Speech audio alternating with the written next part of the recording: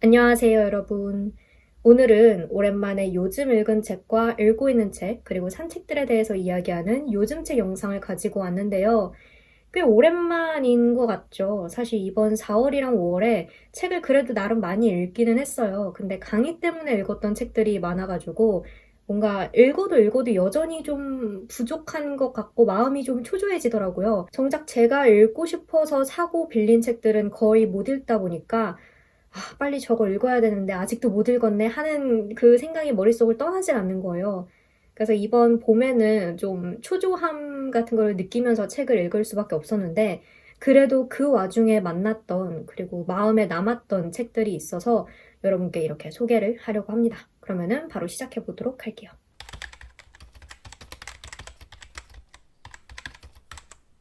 우선은 늘 그랬듯이 요즘 읽은 책들부터 간단하게 리뷰를 해볼게요. 말씀드렸다시피 많은 책들을 그간 읽었는데 그 중에 추리고 추려서 딱 두 권이 떠올랐습니다. 첫 번째로 소개할 책은 바로 이 책입니다. 정용준 작가의 선릉산책이라는 소설집이고요. 출판사는 문학동네입니다. 이 책은 예전부터 제가 좀 읽어보고 싶다고 생각을 했던 책이에요. 이 책 이외에도 정용준 작가님의 프롬토니오라는 작품도 읽어보고 싶었고 바벨도 궁금해서 장바구니에 넣어놨었는데 뭐부터 읽을까 하다가 우선은 가장 최근작인 이 책부터 읽어보자 해서 구매를 했습니다. 이 책에는 젊은 작가상을 수상한 선릉산책과 제가 이 발음이 잘 안 되더라고요. 선릉산책. 김승욱 문학상을 수상한 미스터 심플을 포함해서 총 7편의 단편이 수록되어 있습니다. 발달장애 청년인 한두은이라는 남자와 함께 하루를 보내는 그런 아르바이트를 하게 되는 이야기, 뚜렛병을 앓고 있는 한 남자가 자신의 학창시절 동창을 다시 만나는 이야기, 중고거래를 위해 만난 남자의 사연을 듣는 이야기, 지진과 화재로 무너진 종묘 정전과 그것을 바라보는 어느 해설자의 이야기 등등 정말 다양한 이야기와 인물들이 이 책에 등장을 하고요. 아무래도 이 책의 제목 자체가 선릉 산책이고 알라딘 책 속에도 걷는 인물들이라는 표현이 딱 적혀 있기도 해요. 그리고 대부분의 이야기에 걷는 사람들 혹은 걷는 장면이 자주 등장을 해서 이 책을 읽는 내내 그 걷는다는 행위에 대해 자꾸 생각을 하게 되더라고요. 그리고 그건 또 개인적인 이유에서 제가 요즘 자주 그리고 오래 바깥에서 걷고 있기 때문이기도 한데요. 밖에서 제가 오래 걸으면서 깨달은 것은 집에만 있을 때는 몸뿐만 아니라 이 감정과 생각 자체가 한자리에 고여 있지만 밖에 나가서 걸을 때는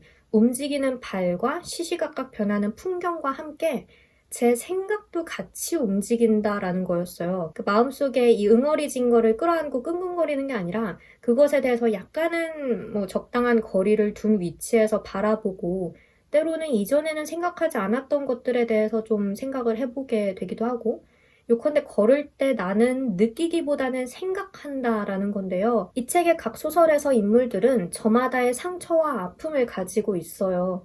물론 수많은 소설들이 상처와 아픔에 대해서 주로 다루기 때문에 어떻게 보면은 소설 장르에 있어서 하나의 보편적인 점이라고 볼 수도 있겠죠. 그런데 이 책에서는 특히 걷는 장면을 자주 보여주는 만큼 그 두 가지를 엮어서 좀 생각을 해볼 수 있을 것 같아요. 아까 걸을 때는 몸과 풍경과 더불어서 생각도 같이 움직인다라고 말씀을 드렸잖아요. 그것처럼 각 인물들은 걸으면서 계속해서 자신의 과거나 혹은 현재 상황, 자신의 내면에 대해서 생각을 하고 시간이 흐름에 따라 저마다의 변화를 겪습니다. 긍정적으로든 부정적으로든 어느 방식으로든 무엇보다도 이러한 인물들의 내면이 굉장히 섬세하고 또 밀도 있는 문장으로 서술이 되기 때문에 읽으면서 이렇게 싹 스며들더라고요. 그러니까 어떤 느낌인지 아시겠어요? 독자인 나와 이 인물 사이의 경계가 흐릿해지고 어느새 내 자신이 소설 안에 들어가서 인물과 같은 복폭으로 걷고 있는 느낌? 개인적으로는 선릉산책이랑 이코 그리고 스노우라는 작품을 가장 인상 깊게 읽었고 걸을 때의 감각과 그 변화를 가장 선명하게 느꼈던 것 같아요. 이 책을 읽으면서 다시 한번 깨달았습니다. 나는 참 섬세한 작품을 좋아하는구나. 문장이든 인물의 심리든 이야기가 전개되는 방식이든 근데 또 작가마다 이 섬세함을 발휘하는 방식이 다 다르잖아요. 색채나 분위기도 다 다르고 그래서 섬세함이라는 동일한 말로 다 표현을 하는 게 좀 애매하기는 한데 아무튼 제 머릿속에서 나름의 섬세하다라는 생각이 딱 떠오르면 그때부터 훨씬 더 몰입을 잘 하고 좀 좋아지는 것 같아요. 정용준 작가님은 이런 글을 쓰시는 작가님이시구나 하는 거를 알게 돼서 또 의미가 있었던 그런 독서였고요. 드디어 영상에서 소개를 하게 돼서 정말 속이 후련합니다. 이 책을 영상에서 이야기를 해보고 싶었어요. 네, 그래서 첫 번째로 이 책을 읽었고, 그리고 또 한 권 읽은 책은 바로 이 책입니다. 이 책은 제가 도서관에서 빌려왔던 책인데요. 정명희 작가의 멈춰서서 가만히라는 책이고 출판사는 어크로스입니다. 이 책은 에세이예요. 국립중앙박물관의 큐레이터인 저자분께서 전시를 기획하거나 하면서 만났던 유물들에 대해서 그리고 그 유물들을 바라보면서 했던 생각이나 혹은 연관된 경험 같은 것에 대해 이야기하는 그런 책입니다. 제가 이 책을 읽겠다고 결심을 했던 것은 우선 이 위에 써있는 부제 때문이었는데요. 유물 앞에 오래 서 있는 사람은 뭐가 좋을까? 저는 박물관에 그렇게 자주 가는 편은 아니지만 그래도 최근 한 4, 5년 사이에는 요즘은 무슨 전시를 하고 있나 국립중앙박물관 사이트에 가서 틈틈이 확인도 하고 또 재미있어 보이는 전시가 있으면 가기도 하고 그랬는데요. 제가 갔던 전시들은 이제 생각을 해보니까 대부분 외국의 유물을 전시하는 그런 특별 전시? 뭐 그런 거였어요. 정작 우리나라의 유물을 가서 본 적은 최근에는 없더라고요. 늘 언제 한번 가서 보기는 해야지, 봐야지라고 그렇게 생각만 하고 유물을 앞에 두고 그것에 대한 배경 지식이 딱 떠오르지 않을 때 그럴 때 느껴지는 어떤 죄책감 내지는 부끄러움. 그러니까 우리나라의 역사이고 우리나라의 유물인데 이렇게 모르다니. 중고등학교 다니면서 배웠던 거는 다 어디로 갔나 하는 그런 쓰라린 생각이 매번 정말 강하게 들어서 약간 회피하게 된 것 같아요. 사실 이렇게 말하는 제 자신이 지금 너무 부끄럽고 그런데 근데 이 책에서 작가님은 제목처럼 유물 앞에 멈춰서서 가만히 들여다보고 또 상상력을 마음껏 발휘하기를 제안하시는데요. 유물의 역사적 배경이나 가치를 아는 것도 너무나 중요한 일이지만 사실 그 유물 또한 사람이 만든 것이고 당시의 삶이 반영된 것들이잖아요. 그러니까 우리가 유물을 앞에 두고 발휘해야 하는 것은 분석력이나 암기력 같은 게 아니라 어쩌면 상상력일 것이다. 혹은 박물관을 천천히 돌아다니면서 여유와 차분함을 느끼는 것도 물론 좋고요. 그런 이야기를 하는 책이기 때문에 저도 읽으면서 자연스레 좀 박물관에 가고 싶어지더라고요. 방금 이야기를 들으셔서 충분히 짐작을 하실 텐데 이 책은 유물에 대해 이야기하는 책이지만 결코 어려운 책이 아닙니다. 해당 유물에 대한 역사적인 사실이나 정보를 전달하는 부분도 물론 있기는 한데 전체적인 어떤 이 책의 톤이나 그런 하고자 하는 이야기는 그런 것들보다는 그것들이 주는 인상 그리고 작가님이 유물을 보시면서 펼쳐보신 상상 그리고 전시 기획을 하면서 경험하셨던 것들을 주로 풀어내고 있거든요. 그래서 전혀 딱딱하지 않고 오히려 마음이 굉장히 차분해지는 그런 에세이입니다. 이런 느낌의 에세이를 제가 최근에 거의 안 읽었어서 마음이 좀 리프레시 되는 것도 있었고요. 진짜 박물관에 가보고 싶어져요. 그래서 조만간 가려고 생각을 하고 있습니다. 그래서 여러분도 이 책을 읽고 나서 가벼운 박물관 나들이를 떠나보시는 게 어떨까? 이 표지에서부터 뭔가 이 분위기가 잘 느껴지지 않나요? 네. 그렇습니다. 이렇게 두 권이 제가 최근에 읽었던 책들 중에서 이제 이야기를 해보고 싶었던 책들이고요. 그 다음으로는 제가 요즘 읽고 있는 책들에 대해서 이야기를 해보도록 할게요. 많은 책들을 요즘 들었다 놨다 펼쳤다 덮었다 하고 있는데요. 그 중에서 좀 의미 있는 진전을 이루고 있다? 내지는 당분간은 이 책들에 좀 집중을 해보겠다 하는 그런 책들을 골라서 이야기를 해보려고 합니다. 우선은 이 책을 읽고 있습니다. 박서련, 한유주, 한정현 작가의 작품이 실린 사물들 랜드마크이고요. 출판사는 아침달입니다. 이 책은 이제 영상에서 거의 한 3번째 등장하는 책인 것 같아요. 저번에 장바구니 그 영상에서도 나왔고 도서관에서 빌린 책이다 하면서 또 소개를 했었고 이번에 또 나오게 됐는데요. 드디어 읽고 있어서 이렇게 언급을 다시 한번 하게 됐습니다. 이 책은 이전에도 소개를 했다시피 랜드마크라는 키워드를 소재로 이 3명의 작가님들이 각각 소설과 에세이를 한 편씩 담으신 책이고요. 저는 지금 첫 번째 파트라고 할 수 있는 박서련 작가님의 소설과 에세이를 읽은 상태입니다. 박서련 작가님의 작품이 BLVD라고 써있는데 이게 아마 블러바드라고 읽는 것 같아요. 이 블러바드라는 작품은 게임 속 캐릭터가 상트 일스 블러바드 모터인이라는 곳에서 그레니 온 그레니라는 물건을 구해오는 미션을 수행하는 이야기인데요. 우리가 랜드마크라는 말을 습관적으로 굉장히 많이 쓰잖아요. 예를 들면은 에펠탑은 파리의 랜드마크야 이런 식으로.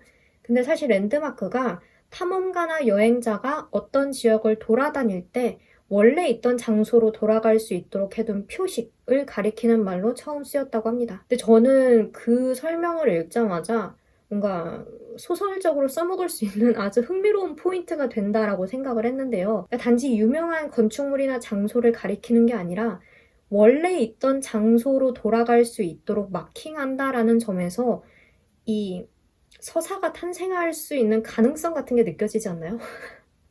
그래서 그 설명을 읽자마자 랜드마크라는 단어가 참 매력적인데 단어 자체에 확 꽂히는 그런 묘한 경험을 했습니다. 네, 그래서 이 책을 지금 잘 읽고 있고요. 이제 한유주 작가님의 작품을 읽을 차례예요. 6월들이라는 제목인 것 같은데 한유주 작가님과 또 이후에 한정현 작가님은 어떤 이야기를 보여주실지 너무나 기대가 됩니다. 그래서 이 책 읽고 있고, 그리고 또 읽고 있는 책 한 권은 이 책도 이제 영상에서 한 두세 번 정도 등장을 하는 것 같은데 바로 오션 보영 작가의 지상에서 우리는 잠시 매혹적이다 라는 책이고요. 출판사는 시공사입니다. 이 책은 제가 도서관에서 빌려왔다라고 소개를 저번에 했던 책인데 결국 샀어요. 이 책은 제가 어쨌든 소장을 하게 될 거다라는 그런 아주 강한 확신이 들어서 사왔고요. 드디어 이 예쁜 표지를 보여드릴 수 있게 됐네요. 진짜 예쁘죠? 그때 이 표지를 너무나 보여드리고 싶었어요. 이 책은 화자의 할머니와 어머니, 그리고 아들인 화자 자신의 이야기를 담고 있는데요. 할머니는 베트남에서 겪었던 전쟁과 폭력으로 인해서 상처를 갖고 있는 것 같고, 어머니 역시 트라우마를 안고 있고요. 그리고 미국으로 건너와서 살고 있지만 다시 인종차별이라든지 그런 거로 인해서 고통을 받고 있는 그런 상황인 것 같아요. 제가 아직 이 책을 한 50쪽 정도밖에 안 읽어서 자세한 감상이나 내용을 알려드릴 그런 단계는 아닌데 일단은 이 책은 화자가 글을 읽지 못하는 어머니에게 편지를 쓰듯이 서술이 되는 책이거든요. 근데 벌써부터 어떤 그 감정과 아주 복잡한 감정과 그것을 바라보는 섬세한 시선 그리고 아름다운 문장들이 초반부터 쏟아지고 있어요. 이 글의 초반부터 어머니가 주인공을 때리는 장면들이 몇몇 나와요. 그리고 미국에서 문맹으로서 이제 아들이 없으면은 의미를 해독해내지 못하는 어머니와 그 옆에서 읽을 수 있다라는 그 능력을 발휘함으로써 가르치는 이와 가르침을 받는 이의 관계가 우리가 일반적으로 생각했던 것과는 좀 뒤바뀌는 그런 상황, 그리고 전쟁 트라우마를 가진 어머니와 할머니를 바라보는 화자의 시선 등등 굉장히 여러 겹의 레이어가 쌓여 있다는 생각이 들거든요. 더불어서 그거를 서술하는 문장이 정말 시적이고 또 사건이 시간순으로 이렇게 착착 진행되는 게 아니라 과거의 어떤 순간들이 떠올랐다가 지나가고 또 그것이 화자의 사유와 얽혀 있기도 해요.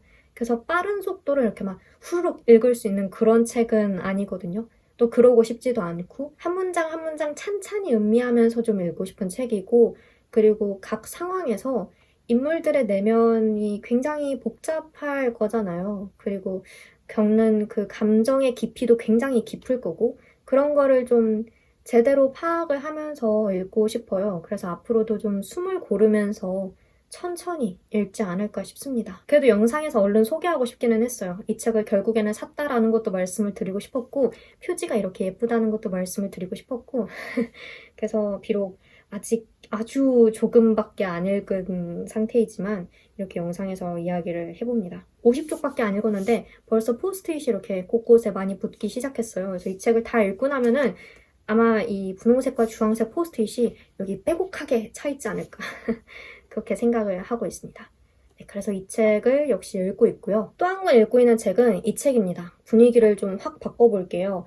이산화 작가의 기이현상청 사건일지라는 책이고요. 출판사는 안전가옥입니다. 표지가 일단 굉장히 귀엽고 박이라고 그러나? 이게 굉장히 번쩍번쩍 하거든요.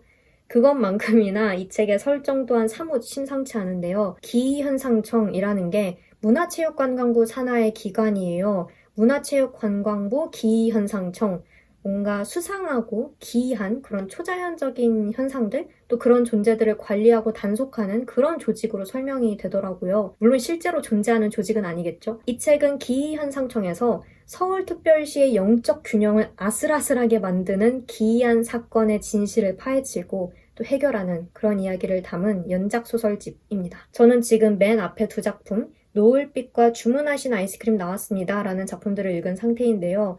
아직까지는 초반이기 때문에 기현상청과 그곳에서 일하는 방식 같은 거에 좀 적응을 하고 있는 단계예요.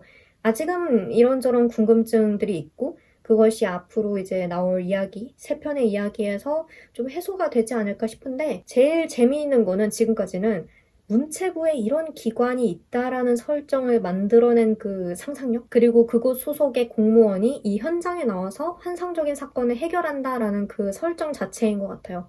정말 상상이니까 가능한 재미있는 설정이라는 생각이 드는데 제가 이제 읽어야 할 소설은 잃어버린 삼각김밥을 찾아서라는 단편인데 제일 첫 도입부부터 문화체육관광부 산하 기이현상청 소속 공무원이 사람으로 변신하는 이족보행 파충류와 사귄다는 건 그런 일이었다 라는 문장이 나오거든요. 그래서 이건 또 무슨 이야기인가 하는 그런 마음이고 그리고 무엇보다도 이 작품이 이제 비로소 기현상청 소속 공무원이 그 자신이 화자로 나오는 작품이기 때문에 기현상청 내부의 이야기도 좀 알 수 있지 않을까 하는 그런 기대를 하고 있습니다.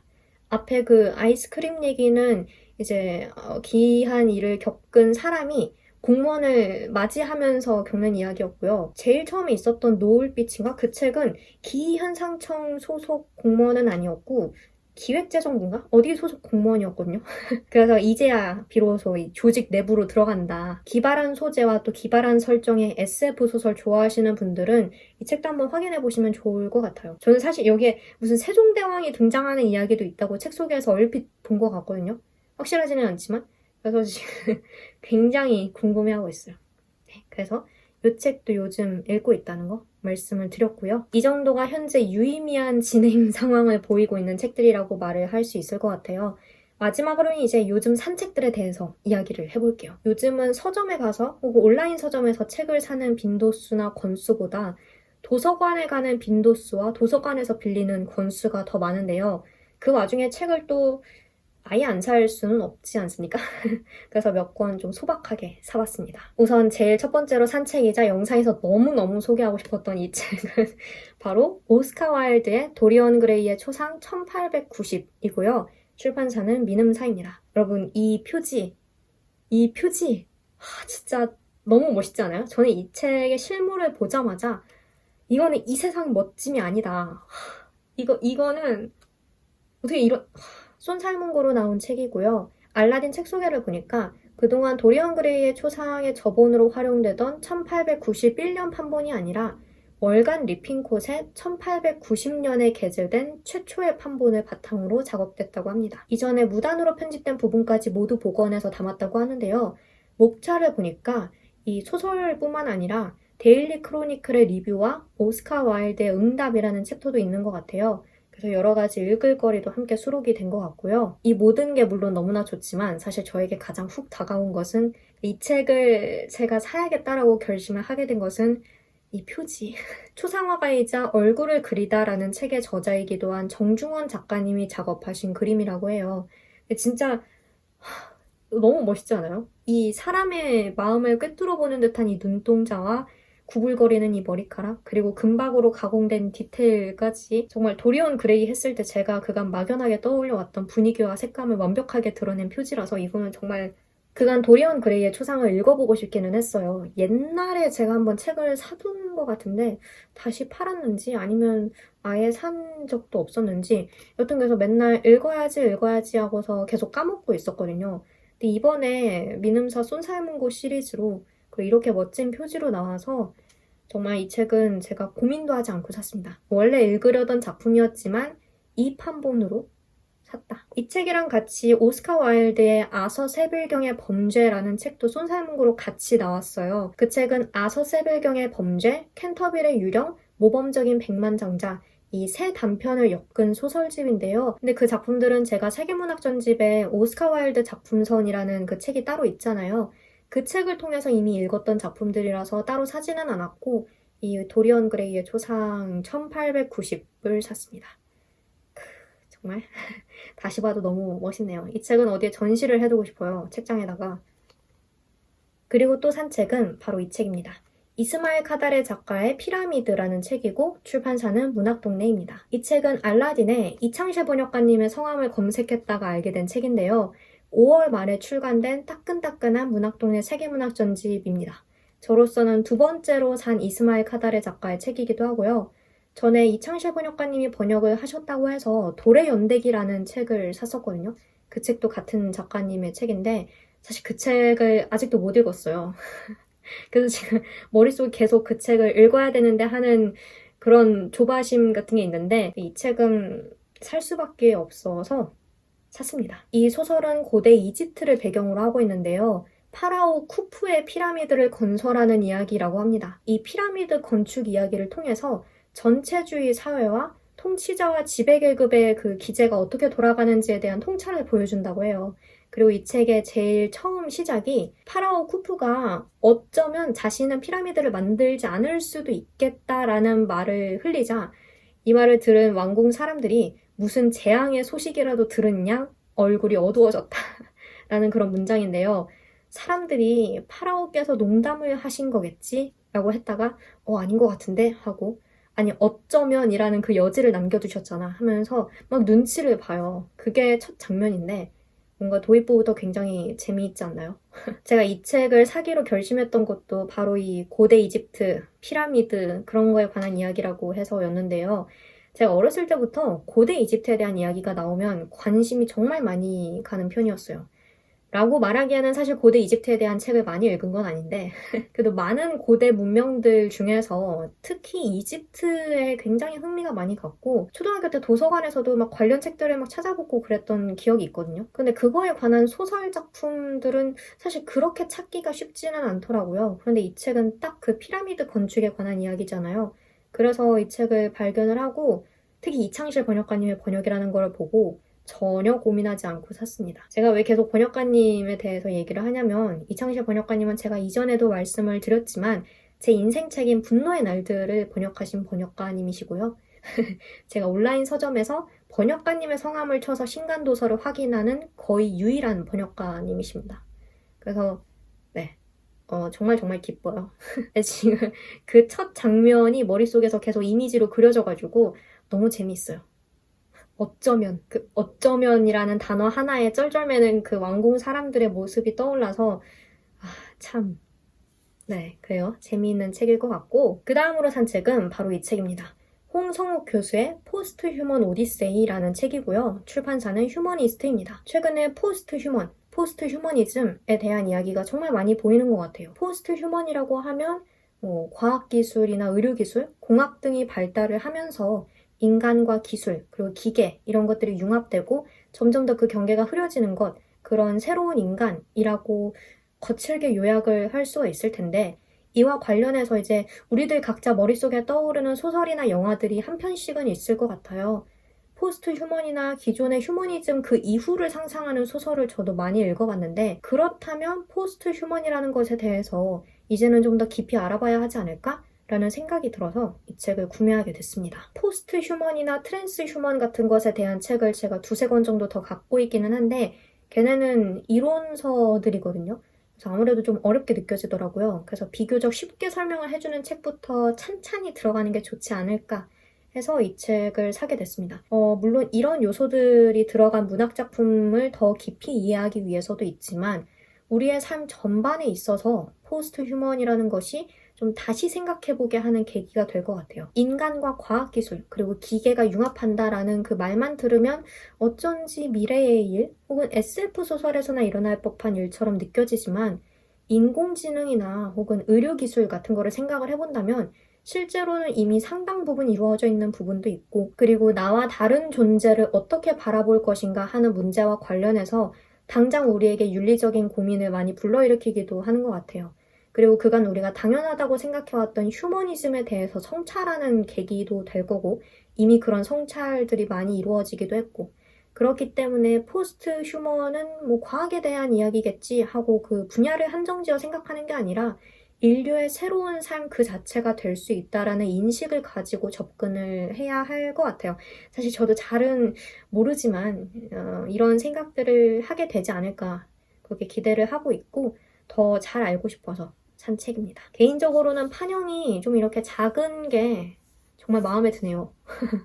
들고 다니면서도 읽을 수 있을 것 같고 네, 그래서 이 책을 샀고요. 또 하나 산 책은 바로 이 책입니다. 열린 책들 편집부에서 엮은 열린 책들 편집 매뉴얼 2022이고요. 출판사는 당연히 열린 책들입니다. 열린 책들에서 이 편집 매뉴얼을 매해 내는 걸로 알고 있어요. 지금 도대체 열린 책들이라는 말을 몇 번째 하는 건지 모르겠는데 저도 엄청 예전에 한 권을 샀었고 그 다음에 새로 나온 판본으로 또 사야지 하다가 몇 년이 이렇게 흘렀더라고요.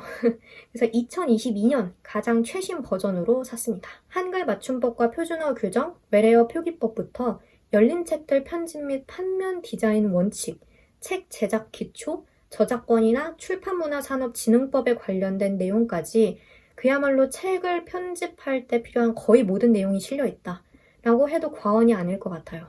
저야 뭐 책을 편집하려고 산 거는 아니고 글을 쓸 때 이제 맞춤법이랑 표준어 관련한 내용을 확인을 하려고 특히 띄어쓰기는 정말 제가 모국어 화자임에도 불구하고 정말 쓸 때마다 미쳐버릴 것 같아요.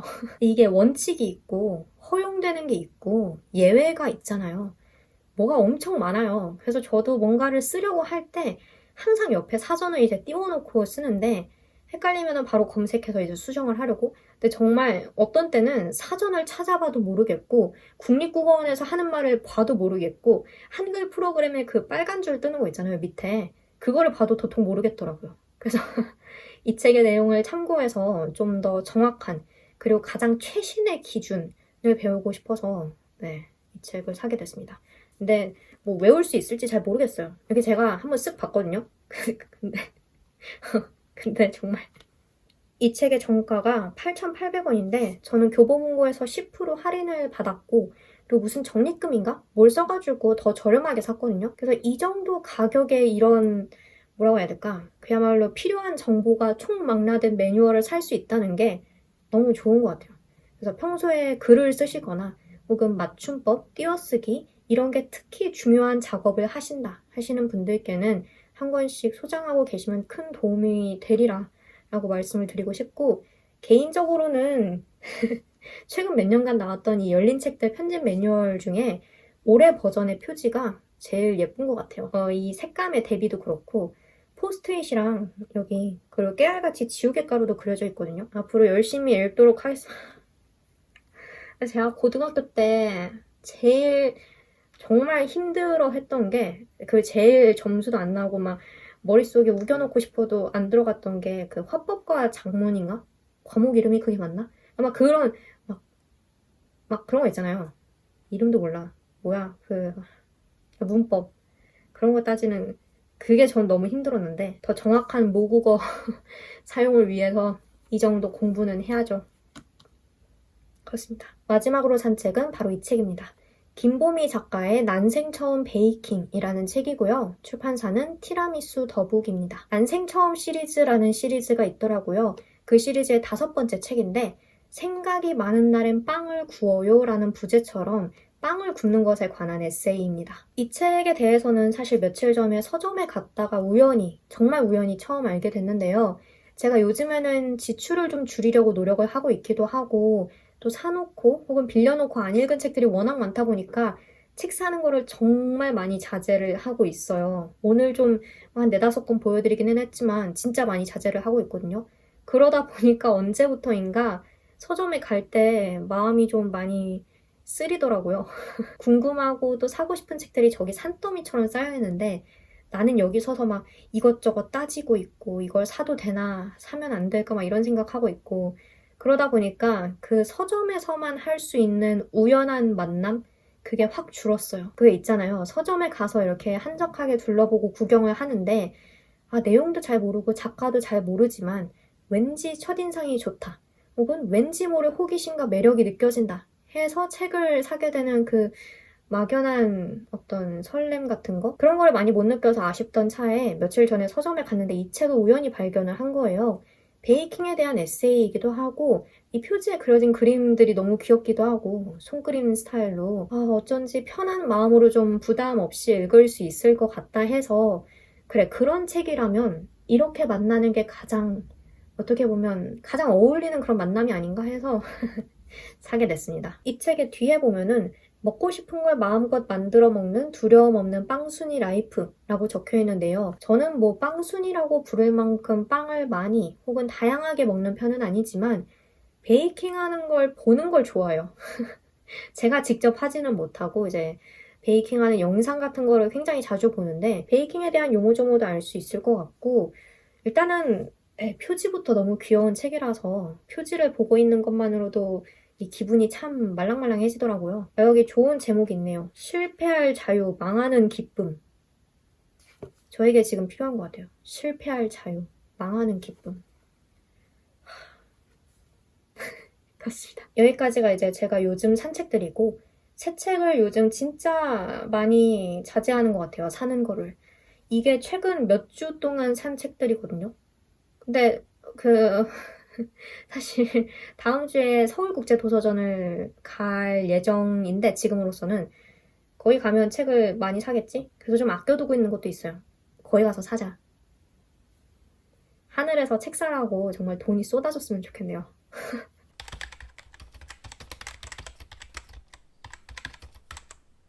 네, 이렇게 해서 오늘은 요즘 읽은 책과 읽고 있는 책, 그리고 산 책들에 대해서 쭉 이야기를 해봤는데요.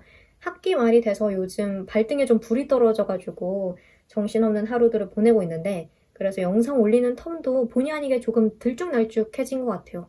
그래도 일주일에 하나씩은 올리려고 노력을 하고는 있는데, 조금 텀이 길어지더라도 나름 열심히 읽고 있으니까요. 조금만 기다려주시면 영상을 또 열심히 만들어서 다시 찾아뵙도록 하겠습니다.